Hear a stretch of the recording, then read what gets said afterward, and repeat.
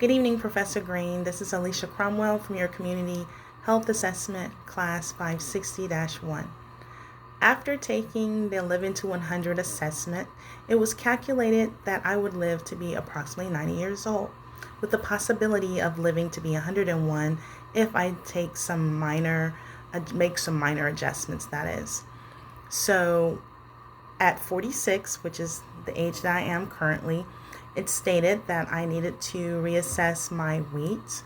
Currently, I'm about 35 pounds overweight. That's something that I have currently been working on already. So it stated I would be given about 6 years additional added on to that 90.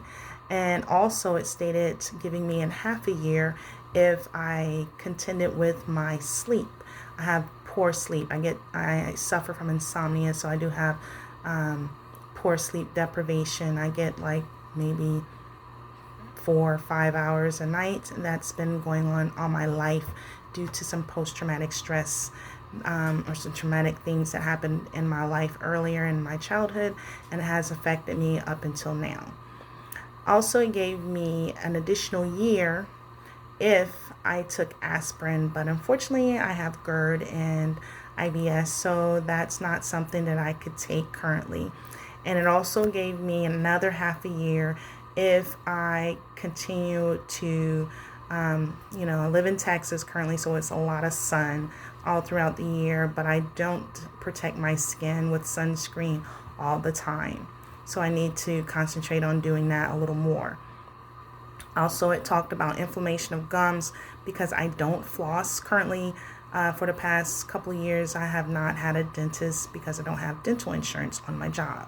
So therefore, I have turned to other measures of oil swishing is what they call it. So I usually use sunflower seed oil first thing in the morning, and I usually take a tablespoon of that and swish for about 20 minutes, and it's supposed to pull all bacteria and anything out of your gums and relieve any inflammation of the gums. And it has done pretty good. It also does, it whitens your teeth. Another thing it talked about is osteoporosis. I don't drink milk because I am lactose intolerant, so I don't typically drink milk. So I get my calcium through other measures, other food sources, and things of that nature. I also talked about me continuing, because I don't do a lot of carbs, because I understand that if you don't burn those carbs that you eat, they will turn into fat. I don't do that, but it said if I continue to eat properly, I would get another additional half a year added on to my lifespan. And two of the other things it talked about is lab tests. I have a tendency to get lab work done every year. I have a physical done. Unfortunately, I just don't remember what my test results were, but it also talked about giving me an additional year or half a year to my lifespan if I took measures to really pay attention to what my lab results are. And it also talked about giving me 3/4 of a year added on to my life, because doing some self-examination. I have had some family members where basically two of my uncles who passed from cancer. So one of them was about 57, 58 years old. He just passed a few months ago this year. And then my other uncle, I think he was cancer of the liver. And then I had another uncle who passed of prostate cancer, and he passed at the age of 61, 62, and he passed about 4 or 5 years ago.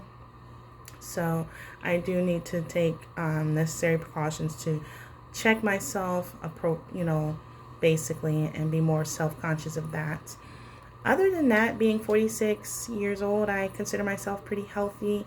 I try to take measures to be health conscious through things that I do. I need to incorporate getting out more and doing some walking, maybe a little bit more. I have fibromyalgia and some lower back issues and sciatica, which puts me at a disadvantage a lot of days than not. I find, I've been trying to inspire myself and telling myself that if I'm going to be in pain, I might as well endure the pain by doing something than enduring the pain by doing nothing. So Been working on that and trying to increase my mobility from day to day as I reassess some of the things of how what I have learned from this assessment and just in life in general and how I could better my community is just being more educated and aware of what's going on with your body, because nobody knows your body better than you. So even doctors, they can only tell you so much based on the information that you share. It was stated by an author that that quoted from Do You Want to Live to Be 100? Answers from Older People. One of the things that most people, how they perceive old age. It says, old age is often characterized by chronic disease, disability, and numerous losses. That's the way most people look at growing old. I don't. I embrace it. I think it's a great thing because our bodies are going to degenerate and grow old. There's nothing that we can do about it. No matter how many anti-age products they create, our body they were just created to deteriorate. However, our mindset, our mentality, we can maintain that by taking better care of our mental health. That's one of the things that I would educate people, because sometimes you really have to take a step back even when your body says no. Sometimes, encouraging yourself and enjoying your life in spite of the disease, in spite of the disability. Take action to live a better life and have a better mental well-being. Another thing is having a bounce back or resilient attitude. I just listened to you, several of the diseases. I have fibromyalgia, things of that nature that day to day I have to have a bounce back attitude, resilience to bounce back in spite of the pain that wants to limit me to enjoying my life. Another thing is maintaining a healthy social life. Get out with your family, your friends, and enjoy life again. There's nothing that we can do that would serve ourselves better than being around other people, positive reinforcement to help us feel a little encouraged and better. Other things that I would reinforce is maintaining the faith, just having confidence that no matter what you go through in life, you have to be faithful, maintain the faith, because it has been proven that people that overcome most illnesses, they have a stronger faith in whatever God or entity that they believe in. And I believe that is very important for your health as well. And be kind and loving to others, including yourself. A lot of times we don't take care of ourselves, especially women, and I found that to be true for myself. I'm recently married, just this year, back in March, and I have a new husband, and I have 2 additional sons to add to my family with my other son and my daughter. And then I have an older daughter who's outside of the home. So I've had a lot of transitionings that I had to endure and adjustments, and it requires a whole lot of reinforcement and encouragement from other family members and friends and just myself in general. And eliminating negativity. Toxicity is the worst killer, to your soul, basically, to your mentality and your body. So, everything cannot be eliminated as negative in your life, but there are things that we can eliminate and not embrace. And so we have to be just conscious and mindful of that. And also basically the basic eating better. I know everybody doesn't have the finances or the resources to maybe have fresh fruits and vegetables every day, but incorporating as much as possible in our day-to-day eating is very important. Reducing sugar, that is so important.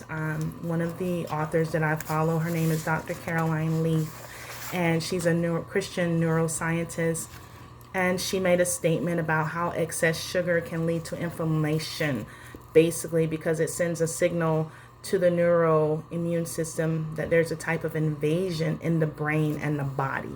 So sugar does affect our brain as well as our body. And so basically reassessing how the sugar intake that a lot of people are taking in now with, supersizing their meals and all the carbs that turn into sugar and so forth. It's, it's amazing that we're even living as long as some of us are living with the type of eating habits that we have. So learning to meditate is something that is helpful. It causes us to take a step back and reassess what we have going on, and just breathing, taking a deep breath, and having a better mindset to contend with whatever life has for us. So giving back to my community is just basic, just basic instructions: loving yourself, loving others, being kind, and again, just trying to be self-conscious of our bodies and our mentality, and trying to take time out for ourselves. But other than that, thank you, Professor Green. I believe that assessment was right on for me, and I will be sharing that with my other family members and friends and other people that I may meet in general from day to day, and have them, reassess their lives, because sometimes it takes other people to bring us to ourselves, and bringing information and sharing information is very key to bettering ourselves, because everybody may not get to go to college or choose not to go to college for whatever reason, but information is key to being successful in life, no matter what path you choose. Thank you, and have a good night.